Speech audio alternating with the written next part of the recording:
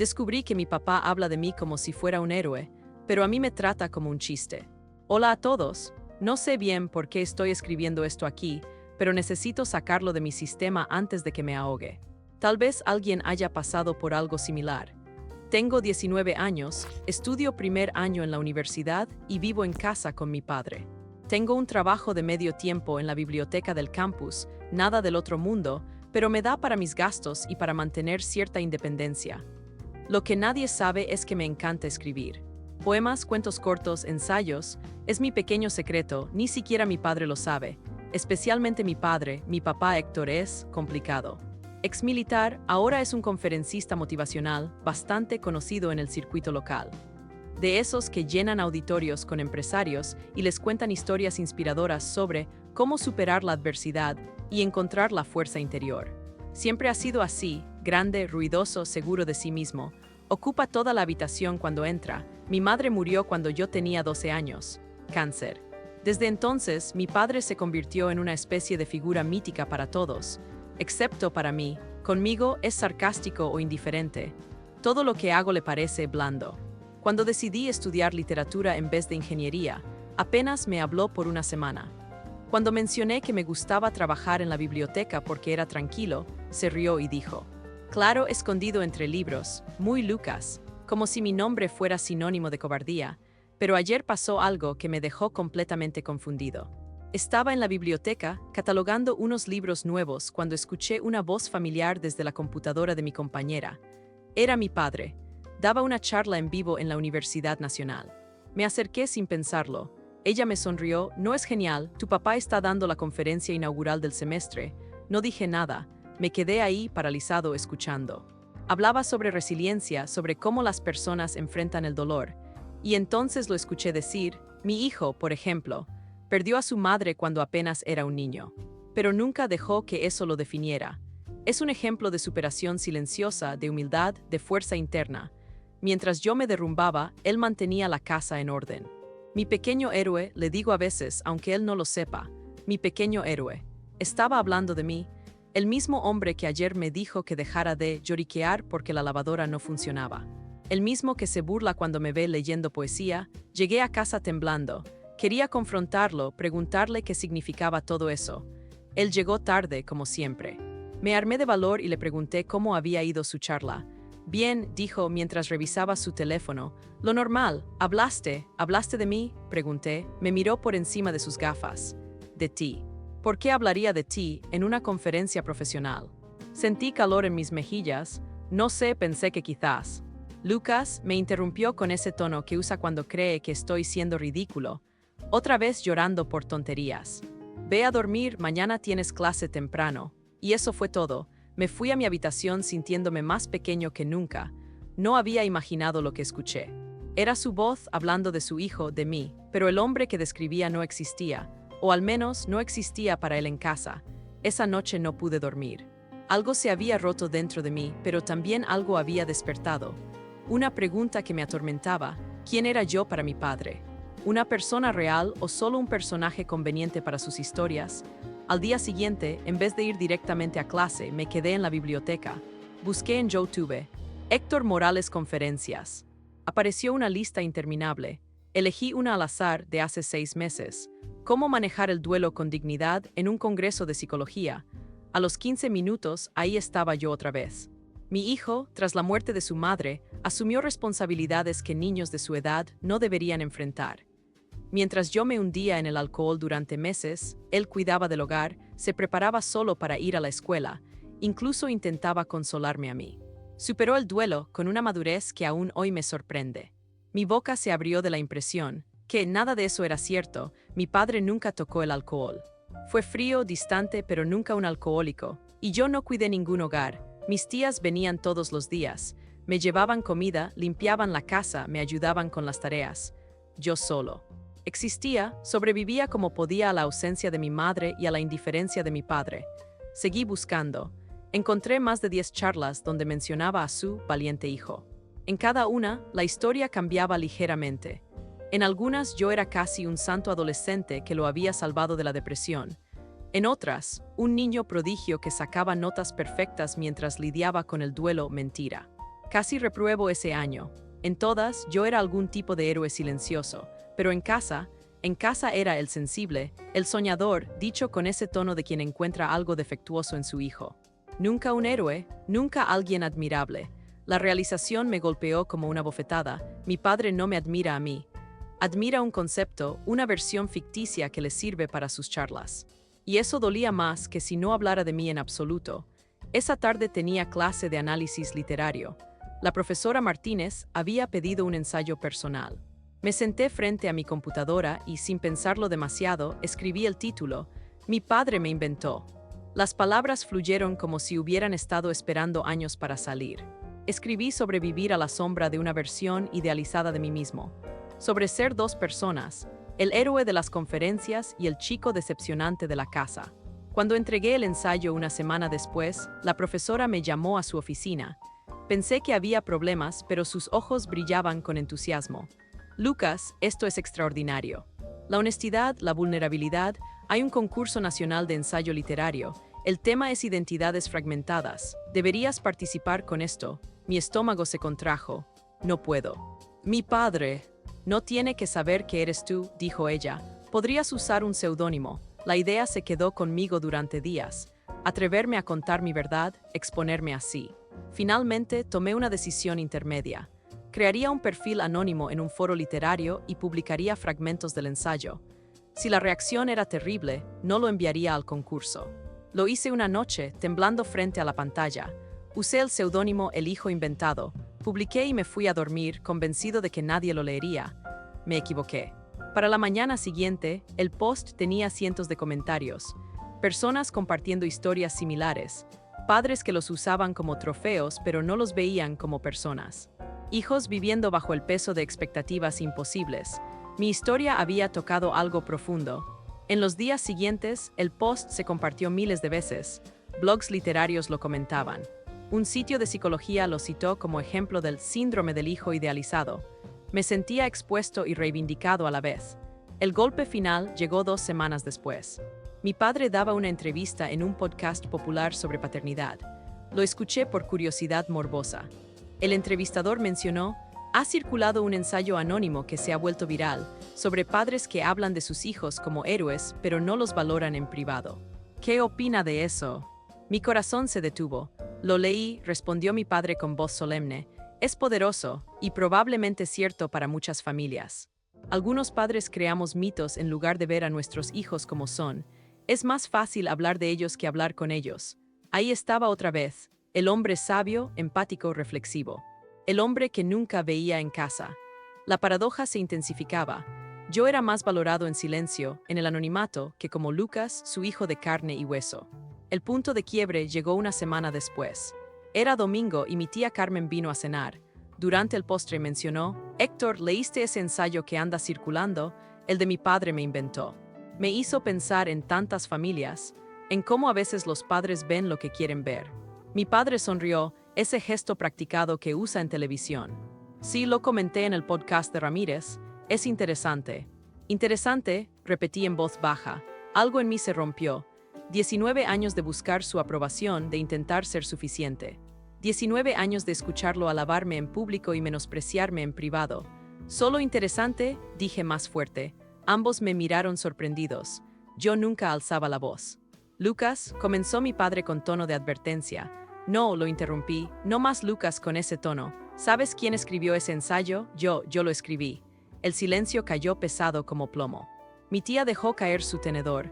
No digas tonterías, replicó mi padre, pero había duda en su voz. Mi padre me inventó ese ensayo que comentaste en el podcast, que compartiste en Twitter. Lo escribí yo, papá, sobre ti, sobre nosotros. Su rostro palideció, por primera vez me miró realmente, no al hijo que había inventado, a mí. No soy tu historia, continué temblando pero imparable. No soy tu héroe y tú no me conoces. Nunca me has conocido. Me usas como ejemplo en tus charlas, pero en casa soy una decepción constante. ¿Cómo puede ser ambas cosas a la vez? Mi tía se levantó discretamente y murmuró algo sobre llamar más tarde. Ni siquiera la miré salir. Toda mi atención estaba en mi padre, que parecía haber envejecido 10 años en minutos. Lucas, yo. No quiero excusas, lo corté. Quiero saber por qué. ¿Por qué me conviertes en un santo cuando hablas con extraños pero no puedes respetarme bajo este techo? No respondió. Por primera vez en mi vida vi algo que nunca había visto en él, vergüenza. Me levanté de la mesa. No espero que lo entiendas ahora. Lee el ensayo completo. El real, no los fragmentos. Se lo envié a tu correo hace una hora. Me fui a mi habitación y cerré la puerta. Esa noche, por primera vez en años, lloré hasta quedarme dormido. Los días siguientes fueron extraños. Mi padre y yo nos movíamos por la casa como fantasmas, evitándonos. Ya no había bromas crueles ni comentarios sarcásticos. Solo silencio. Una semana después de la confrontación, encontré un sobre bajo mi puerta. Dentro había una nota escrita a mano. Leí tu ensayo, el completo. No sabía que dolía tanto. Lo siento. Quiero conocerte, no recordarte. Cuando estés listo para hablar, estaré en casa. Guardé la nota pero no respondí. En lugar de eso, empecé un diario. En la primera página escribí una sola frase: ahora soy mi propia historia. Esa noche envié el ensayo al concurso nacional. Ya no me importaba si él lo descubría. Ya no me importaba nada excepto mi verdad. Actualización 1. Ha pasado un año desde mi publicación original. Muchas cosas han cambiado. Algunas personas me pidieron una actualización, así que aquí estoy.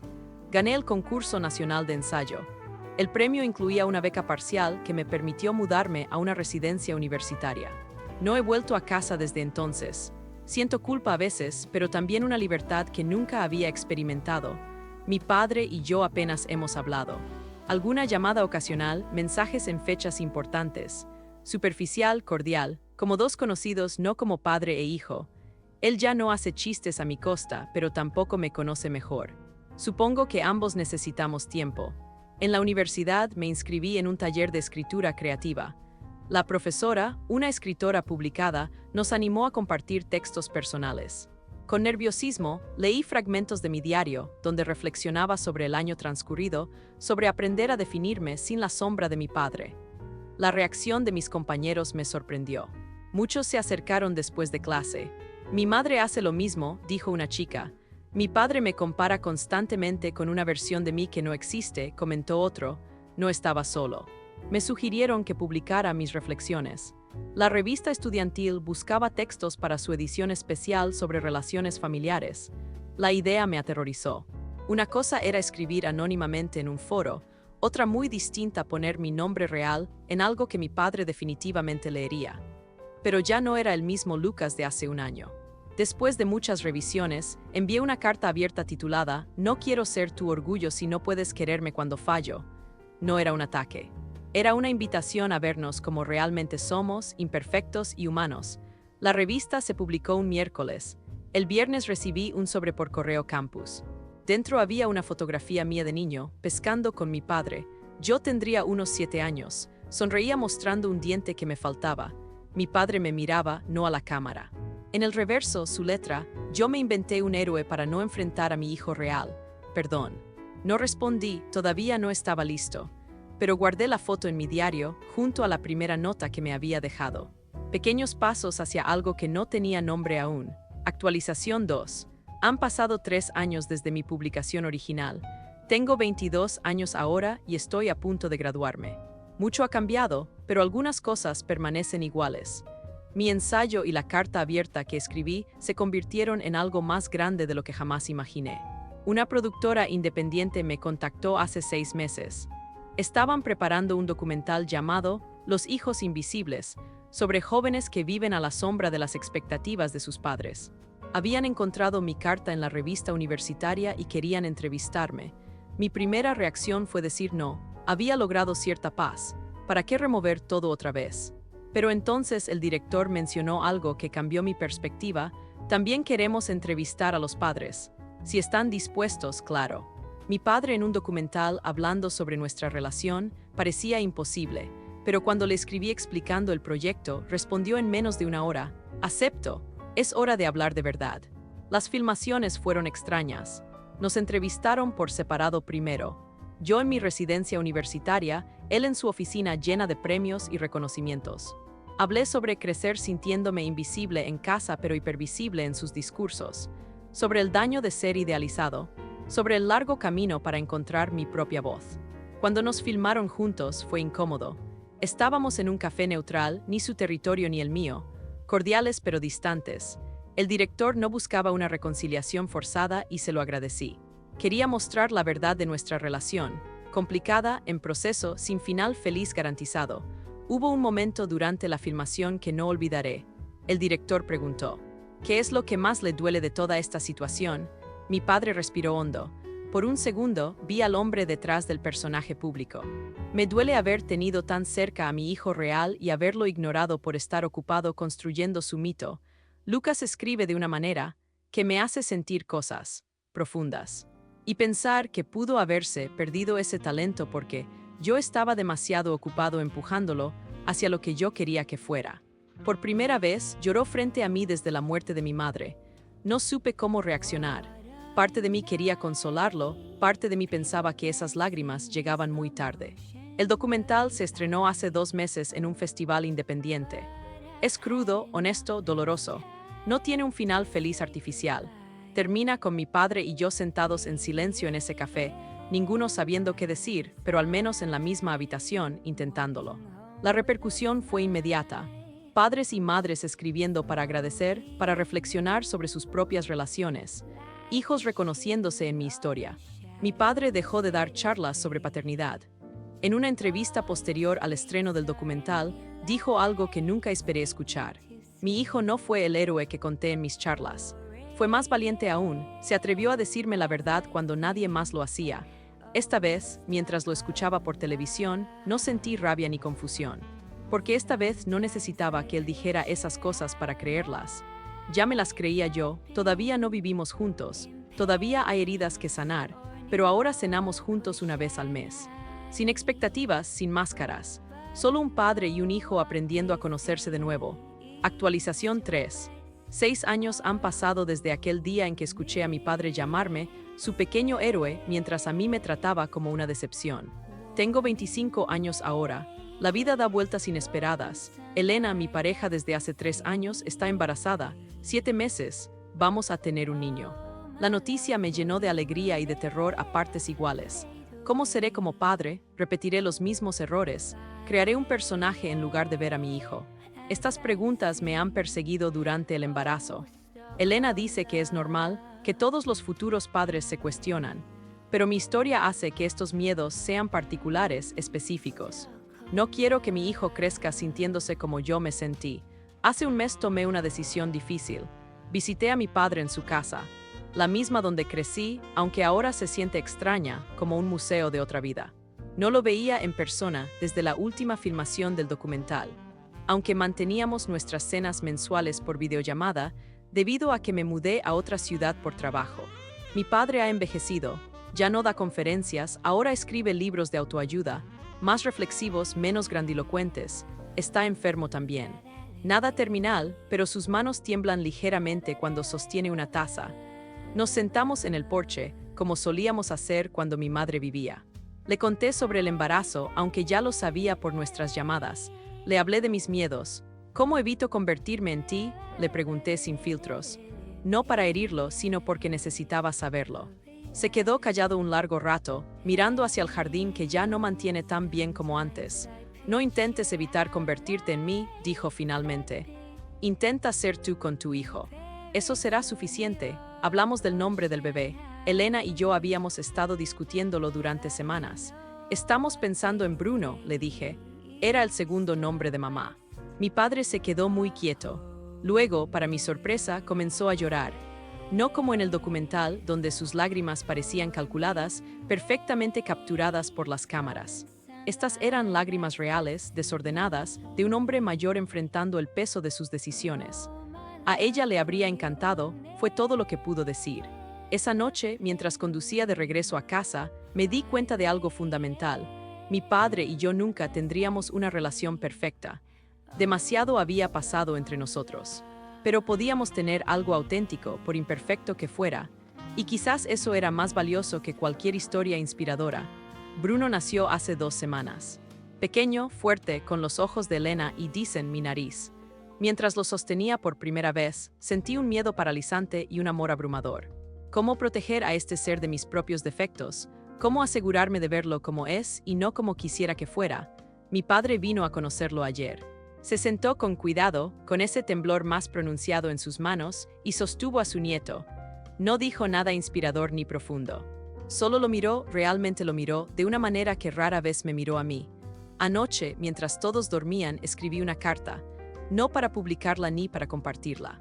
Solo para mí y, quizás algún día, para Bruno. La guardé en el mismo cajón donde guardo las notas de mi padre, la fotografía, mis ensayos. Pequeños fragmentos de una historia que sigue escribiéndose. La carta dice: te prometo que no te convertiré en metáfora. Te voy a mirar, incluso cuando no sepa cómo hacerlo. No serás mi héroe ni mi vergüenza. Serás mi hijo, y yo intentaré cada día ser el padre que mereces, no perfecto, real.